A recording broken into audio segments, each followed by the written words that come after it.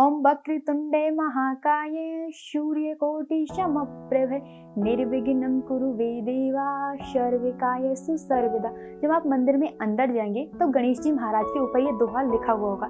इसका अर्थ है कि हे दाएं सूंड वाले गणेश जी महाराज, आप में करोड़ों सूर्यों के बराबर प्रकाश है, तो आप मेरे ऊपर कृपा करिए कि आप मेरे सारे विघ्नों को हर लीजिए और मेरे सभी कार्यों को संपन्न करिए। राधे राधे। जयपुर देव दर्शन एपिसोड 2 में आप सभी का स्वागत है। आज जयपुर देव दर्शन एपिसोड 2 में मैं आपको मोती डोंगरी गणेश जी महाराज के दर्शन कराऊंगी, जहां आप गणेश जी के भी दर्शन कर पाएंगे, मूषक के भी दर्शन कर पाएंगे, साथ साथ में रिद्धि सिद्धि माता और शुभ लाभ के भी दर्शन कर पाएंगे। तो चलिए वीडियो शुरू करते हैं। बोलो जय गणेश। ओम वक्रतुंडे महाकाये सूर्यकोटि समप्रभ निर्विघ्नं कुरु मे देवा सर्वकार्येषु सर्वदा।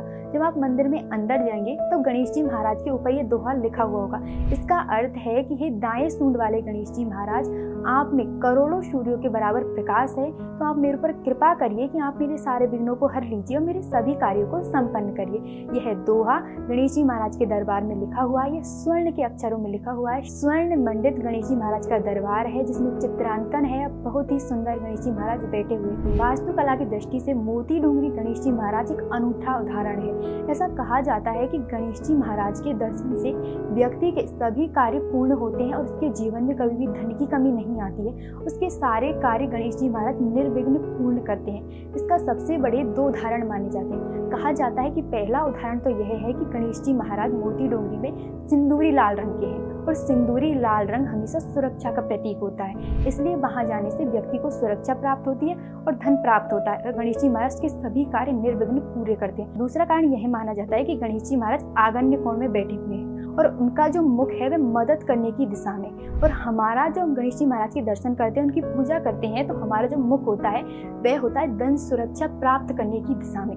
तो इसलिए जो व्यक्ति मोती डोंगरी गणेश जी के दरबार में जाता है, उसकी धन की सुरक्षा होती है, लंबे समय तक उसके पास लक्ष्मी डट पाती है और गणेश जी महाराज उसके सभी विघ्नों को हर लेते हैं। यही माना जाता है गणेश जी महाराज के मंदिर के बारे में। गणेश जी महाराज की मोती डोंगरी में जो मूर्ति की स्थापना है, 1761 में जयपुर में इस मूर्ति को लाया गया था और मोती डोंगरी में इसकी स्थापना की गई थी। कहा जाता है कि इस मूर्ति को 1761 में जयपुर के राजा माधो सिंह की पत्नी के मायके मावली से लाई गई थी, और जब इस मूर्ति को लाया गया था उस समय जयपुर में बहुत ही ज्यादा दुख छाया हुआ था।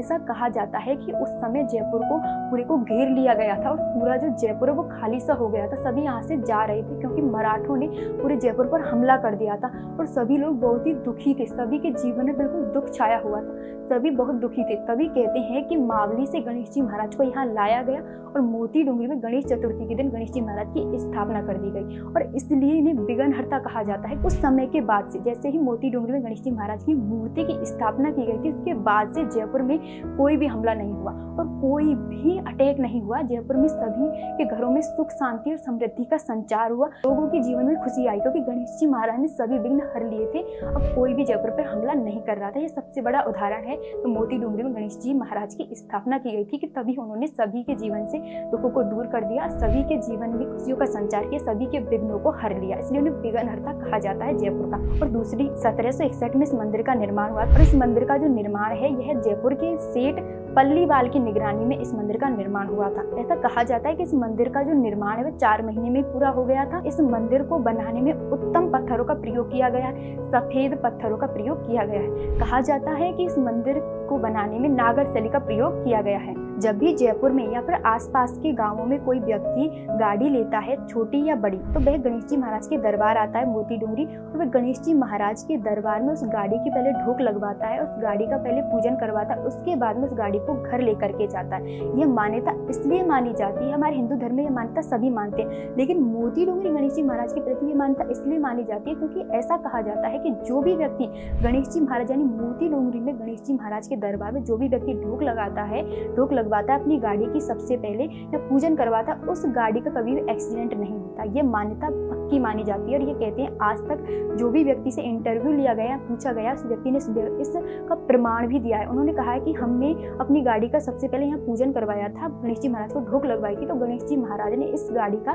कभी भी एक्सीडेंट नहीं होने दिया है। या जो भी व्यक्ति अपना कोई धंधा शुरू कर रहा है या कोई बड़ा काम शुरू कर रहा है, कोई बिजनेस शुरू कर रहा है, तो सबसे पहले गणेश जी महाराज की प्रार्थना करके उस बिजनेस को शुरू करता है तो उसका बिजनेस भी अच्छा चलता है। यदि कोई व्यक्ति मोती डोंगरी गणेश जी के मंदिर आकर के नहीं पहुंच पाता है तो वह घर से ही अगर मोती डोंगरी गणेश जी का नाम लेकर के अपने कार्य को शुरू करता है तो उसके कार्य को भी गणेश जी महाराज पूरा करते हैं। यह है मेरे मोती डोंगरी वाले गणेश जी महाराज। पहले तो बैलगाड़ी से लोग यहाँ आते थे और पूरी रात गणेश जी महाराज के भजन गाते थे और बुधवार के दिन सुबह गणेश जी महाराज के दर्शन करते थे। बुधवार के दिन गणेश भक्तों की यहाँ पर बहुत लंबी भीड़ लगती है। ऐसा कहा जाता है कि 1000 से ज्यादा लोग बुधवार के दिन गणेश जी महाराज के दर्शन करने के लिए आते हैं। और गणेश चतुर्थी के दिन तो जयपुर से ही नहीं बल्कि पूरी राजस्थान से कोने कोने से लोग गणेश जी महाराज के दर्शन करने के लिए आते हैं। उस दिन तो 1 लाख से भी ज्यादा लोग गणेश जी महाराज के दर्शन करने के लिए आते हैं। लोग जो है 8-8 घंटे लाइन में लगते हैं, उसके बाद में गणेश जी महाराज के दर्शन कर पाते हैं और उन्हें मोदक का लड्डू चढ़ाते हैं ताकि वो उनके सारे विघ्न हर ले। क्या आपको पता है कि गणेश जी महाराज को लड्डू क्यों चढ़ाए जाते हैं? जब भी किसी का विवाह हो उसको आमंत्रित निमंत्रित करने के लिए गणेश जी महाराज को आते हैं तो भी लड्डू चढ़ाते हैं, या किसी का शुभ कार्य हुआ तो भी गणेश जी महाराज के दरबार जाते हैं तो उन्हें लड्डू ही चढ़ाते हैं। किसी और चीज को उन्हें भोग क्यों नहीं लगाया जाता? तो इसके पीछे एक कहानी मानी जाती है। कहा जाता है कि एक बार भोले बाबा और पार्वती और गणेश जी और कार्तिकेय के साथ पर्वत पर बैठे हुए थे। तभी जो है सभी देवता भोले बाबा पार्वती के पास आते हैं तो उन दोनों की गोद में एक कार्तिकेय जी बैठे हैं और गणेश जी बैठे हुए हैं। तो सभी देवता बच्चों को देख करके खुश हो जाते हैं और वो बच्चे अपनी नटखटताई दिखा रहे हैं, मतलब दोनों खेल रहे हैं अच्छे से। तभी सभी देवता वहां पहुंचते हैं तो सभी देवताओं के पास एक लड्डू था, अमृतमय लड्डू। तो सभी देवता सोच में पड़ जाते हैं कि बच्चे तो 2 हैं, लड्डू 1 है, अगर एक बच्चे को दे दिया तो दोनों नाराज हो जाएंगे, तो हम किसको लड्डू दें? सभी जो देवता है वो सोचते हैं कि हम इस लड्डू को क्यों ना हम माता पार्वती को दे दें, क्योंकि माता जो होती है अपने बच्चों के साथ किसी के साथ अन्याय नहीं करती है, तो दोनों को बराबर दे देगी, हम माता को दे देते। तो सभी जो देवता है वह अमृतमय लड्डू को माता पार्वती को दे देते हैं। तो माता पार्वती जैसे ही लड्डू को हाथ में लेती है तो गणेश जी महाराज कहते हैं कि माता मुझे लड्डू दे दो, मुझे बहुत अच्छा लगता है। फिर कार्तिकेय जी कहते हैं कि माता मैं बड़ा हूँ, बड़े भाई का हक होता है, मुझे आप लड्डू दे दो। तब गणेश जी कहते हैं नहीं माता, बड़े लड्डू थोड़ी खाते हैं, मैं छोटा हूँ, मुझे लड्डू दो, मुझे लड्डू अच्छा लगता है। तभी माता कह रही है तुम दोनों झगड़ा मत करो, मैं लड्डू किसी को भी नहीं दूंगी, मैं लड्डू उसको दूंगी जो धर्म का कार्य करेगा। तभी जो गणेश जी महाराज कहते हैं कि माता बताओ क्या धर्म का कार्य करना है। तभी माता कहती है कि इस दुनिया में सबसे बड़ा धर्म का कार्य एक ही है कि सभी तीर्थ स्थानों की तुम यात्रा करो, पूरे ब्रह्मांड की 3 परिक्रमा लगाओ, सभी तीर्थ स्थानों पर ढोक लगा के आओ और सभी नदियों में स्नान करके आओ। इससे बड़ा कोई धर्म का कार्य नहीं हो सकता। कार्तिकेय जो है अपनी मोर को उठाते हैं और चले जाते हैं पूरे ब्रह्मांड की परिक्रमा लगाने और सभी तीर्थ यात्राओं पे यात्रा करने के लिए। लेकिन गणेश जी महाराज सोचते हैं कि कार्तिकेय भैया तो बड़े हैं, उनकी मोर भी बड़ी है, तो वो अच्छे से परिक्रमा कर लेंगे, अच्छे से सभी काम कर लेंगे। मेरा जो वाहन है मूसक, ये सही तरीके से यात्रा नहीं कर पाएगा, मेरा बड़ा भैया अच्छे से यात्रा कर लेगा क्योंकि उसका वाहन मोर है। तभी गणेश जी महाराज अपनी बुद्धि लगाते हैं और वो क्या करते हैं, अपनी बुद्धि लगा करके माता पार्वती और भोलेनाथ बैठे हुए होते हैं एक पर्वत पर, उस पर्वत की 3 परिक्रमा लगा लेते हैं। उसके बाद गणेश जी महाराज माता पार्वती के आगे हाथ जोड़ते हैं और कहते हैं कि माता मुझे लड्डू दे दो। तो माता बहुत ही खुश होती है और वह कहती है कि ये क्या बात हुई, तुम्हारा बड़ा भाई तो परिक्रमा करने के लिए गया पूरे ब्रह्मांड की और तुमने हमारी ही परिक्रमा कर ली, ऐसे लड्डू थोड़ी मिलेगा, मैंने पूरे ब्रह्मांड की परिक्रमा करने के लिए कहा था। गणेश जी तुम्हें समझ में नहीं आया? तो गणेश जी बड़े ही श्रद्धा भाव से और भक्ति से कहते हैं कि हे मेरे पिता, हे मेरे पिता, हे मेरी माता, आप ही मेरा ब्रह्मांड है, आपके चरणों में ही सारा ब्रह्मांड है, मैं इस ब्रह्मांड को नहीं जानता, आप ही मेरे ब्रह्मांड है, आप ही मेरा सब कुछ है। तभी माता पार्वती खुश हो जाती है और उस लड्डू को गणेश जी महाराज को दे देती है। तभी माता पार्वती से भोलेनाथ कहते हैं कि मेरा छोटा बेटा बहुत ही समझदार है। फिर भोलेनाथ कहते हैं कि गणेश तुमने इस लड्डू को ले तो लिया, लेकिन इस लड्डू को जो लेता है उसके ऊपर दायित्व आते हैं। तो गणेश जी कहते हैं कि बताओ पिताजी क्या दायित्व है? तो भोलेनाथ कहते हैं कि इस लड्डू का दायित्व है कि जो भी इस लड्डू को खाएगा, यानी आपको जो भी कोई इस लड्डू को चढ़ाएगा, गणेश जी महाराज को जो भी बेसन का लड्डू चढ़ाता है, उसके गणेश जी महाराज सारे विघ्नों को हर लेते हैं। क्योंकि भोलेनाथ ने कहा था कि जो भी तुम्हें लड्डू चढ़ाएगा उसके तुम सारे विघ्नों को हर लोगे, उसको बुद्धि दोगे, उसको ज्ञान दोगे, उसके सभी कार्यों को पूर्ण करोगे और उसका यश बढ़ाओगे, उसकी कीर्ति बढ़ाओगे और उसके जीवन में खुशहाली लाओगे। तो गणेश जी महाराज कहते हैं ठीक है। इसलिए हम जब भी जाते हैं गणेश जी महाराज के दरबार में तो उन्हें लड्डू चढ़ाते हैं ताकि वो हमारा यश बढ़ाए, हमारी कीर्ति बढ़ाए, हमें बुद्धि दे, हमें ज्ञान दे, हमारे सभी कार्यों को पूर्ण करे, कोई भी हमें विघ्न ना आने दे। इसलिए हम गणेश जी महाराज को लड्डू चढ़ाते हैं। साथ ही साथ आपको मैं यह भी बता दूं कि गणेश जी महाराज को सबसे पहले निमंत्रण क्यों देते हैं। गणेश जी महाराज को विघ्नहर्ता कहा जाता है, लेकिन साथ ही साथ गणेश जी महाराज को विघ्नकर्ता भी कहा जाता है। क्यों कहा जाता है? क्योंकि एक बार विष्णु भगवान की शादी थी लक्ष्मी माता के साथ, तो विष्णु भगवान सभी को जो है आमंत्रित करते हैं अपनी शादी में, सभी 33 करोड़ देवताओं को, लेकिन गणेश जी महाराज को अपनी शादी में नहीं बुलाते। विष्णु भगवान का कहना था कि गणेश जी महाराज बहुत खाते हैं और वो सारा जो यहाँ पर खाना बना वो सारे को खा जाएंगे, तो औरों को क्या खिलाएंगे।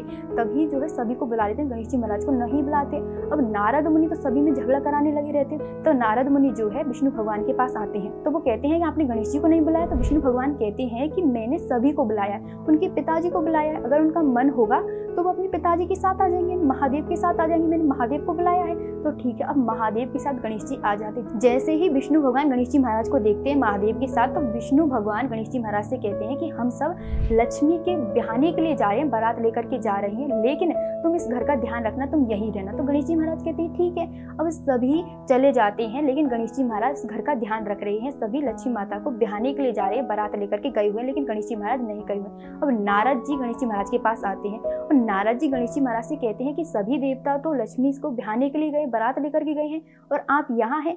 वह गणेश जी महाराज को क्रोध दिलाने की कोशिश कर रही हैं, फिर गणेश जी महाराज को क्रोध नहीं आता। उसके बाद में नारद जी फिर ऐसी बातें कर रहे हैं, फिर ऐसी बातें कर रहे हैं, फिर गणेश जी महाराज को क्रोध आता है। उसके बाद में जब क्रोध आता है तो गणेश जी महाराज सोचते हैं कि ऐसा क्या करूं जिसकी वजह से वो मुझे अपने साथ ले चले या मुझे आमंत्रित करे, मतलब विष्णु भगवान अपनी शादी में मुझे आमंत्रित करे। तभी नारद जी कहते हैं कि आप एक काम करो, आप जो है अपने मूषकों की सेना, मूषक को छोड़ दो और रास्ते में पूरे में गड्ढे करवा दो, जिससे क्या है उनका पहिया धस जाएगा और वो आपको जरूर बुलाएंगे। तो गणेश जी महाराज क्रोध में अपनी सारी मूषक सेना को छोड़ देते हैं और रास्ते में गड्ढे करने के लिए कह देते हैं। सभी जो मूषक वे रास्ते में चले जाते हैं और वे रास्ते में गड्ढे कर देते हैं। जैसे वो गड्ढे करते हैं तो विष्णु भगवान का जो रथ है वह उस गड्ढे में चला जाता है। उस गड्ढे में जैसे ही जाता है तभी सभी देवता बहुत कोशिश करते हैं, लेकिन उस रथ को वे नहीं निकाल पाते। उसके बाद में उन्हें किसान दिखाई देता है। वह उस किसान से कहते हैं कि हे भैया, आप इस रथ के पहिए को निकाल सकते हो क्या? तो वे किसान कहता है कि जरूर निकाल सकता हूँ। वे किसान जैसे उस रथ को निकालता है तो कहता है जय गणेश, हे गणेश जी महाराज आप मेरा साथ देना, मैं आपका नाम लेकर के ये काम शुरू कर रहा हूँ। तो